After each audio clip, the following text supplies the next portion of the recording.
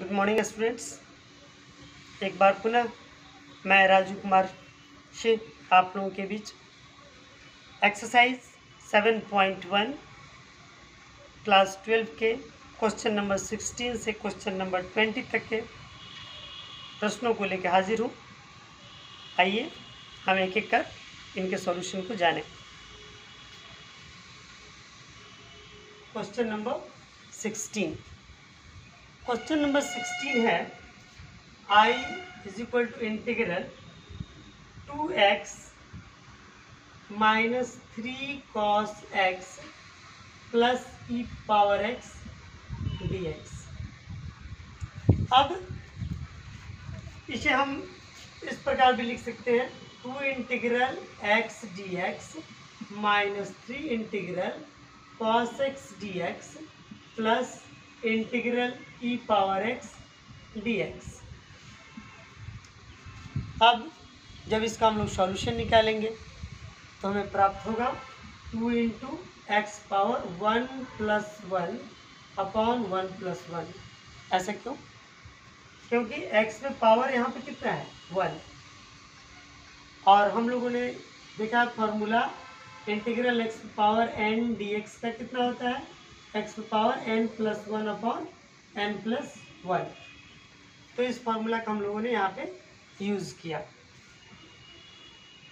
आगे -3 integral cos x का मान होता है sin x के बराबर। इसे हम लिख सकते हैं sin x plus integral e power x जब का त्यों रह जाता है, ई पावर x ही रह जाता है। इसे हम लिखें e power x plus c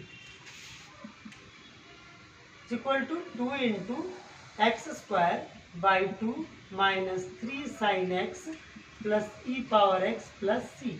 यहाँ 2 से 2 कैंसिल हो गया, और इस प्रकार जो हमारा फाइनल आंसर हुआ वो हुआ x square minus 3 sine x plus e power x plus सी।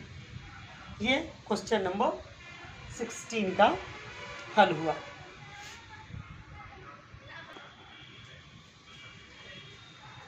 अब अगला प्रश्न जो है हमारा क्वेश्चन नंबर 17, हम इसका सॉल्यूशन निकालते हैं। क्वेश्चन नंबर 17, ये प्रश्न है I is equal to integral 2x square minus 3 sine x plus 5 root under x dx।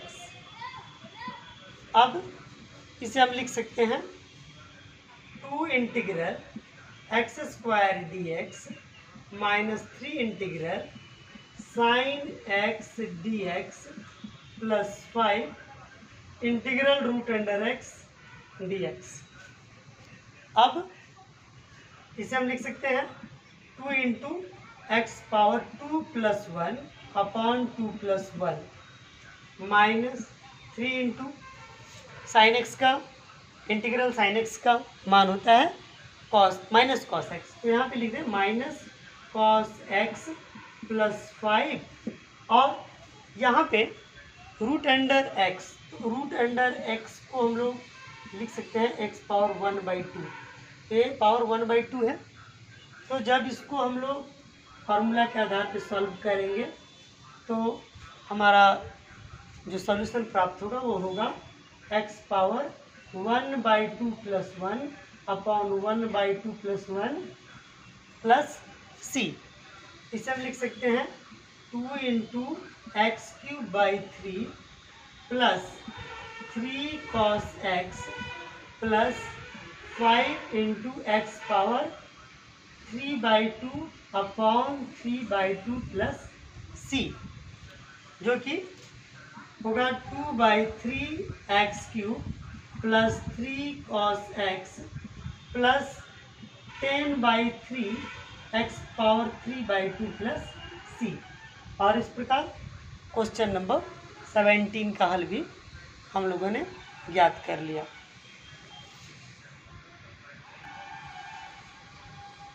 Question number 18, आइए देखा जाए क्वेश्चन नंबर 18 को। क्वेश्चन नंबर 18 है I is equal to integral sec x into sec x plus tan x dx। अब इसे हम लिख सकते हैं integral sec square x plus sec x into tan x dx। अब ये हो गया sec square x dx plus integral sec x into tan x dx के बराबर। और हम लोगों ने फॉर्मूला में पढ़ा कि integral sec square x dx का मान tan x के बराबर होता है, तो हम इसे लिख सकते हैं tan x plus integral sec x into tan x का मान होता है सेक x के बराबर।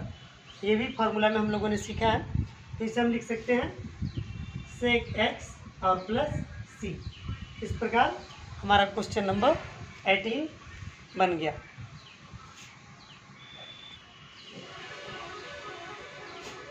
अब हम लोग क्वेश्चन नंबर 19 की ओर चलते हैं। क्वेश्चन 19 कहता है I is equal to integral sec square x upon cosec square x dx। तो इसे हम लिख सकते हैं इंटीग्रल, अब इस सेक स्क्वायर एक्स को हम लोग 1 अपॉन कॉस स्क्वायर एक्स लिख सकते हैं। ठीक इसी प्रकार यहाँ कॉसेक स्क्वायर एक्स को हम लिख सकते हैं 1 upon sine square x dx। अब इसका रूप हुआ sine square x upon cos square x dx, जो कि बराबर हुआ integral tan square x dx।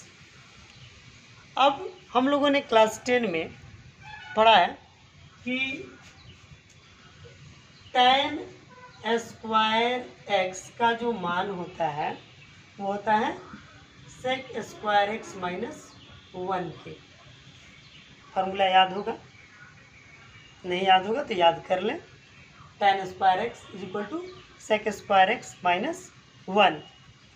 तो अब इस tan स्क्वायर एक्स को हम लिख सकते हैं यहाँ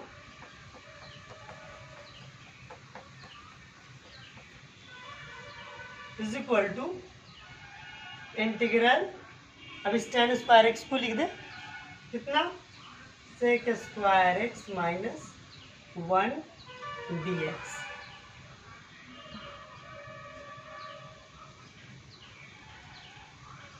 अब हमें प्राप्त होगा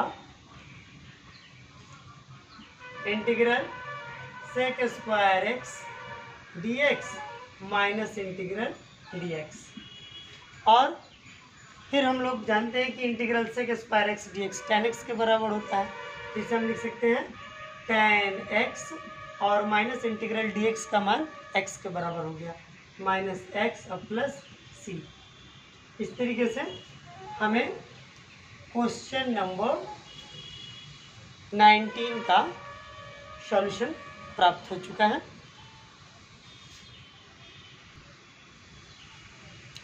अब हम लोग सॉल्यूशन ज्ञात करेंगे आज के 20वें और अंतिम प्रश्न को।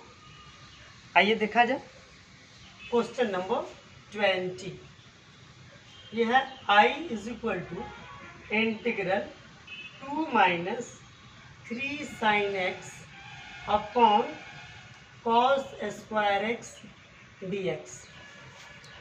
अब इसे हम ऐसे लिख सकते हैं integral 2 upon cos square x dx minus 3 integral sine x upon cos square x dx।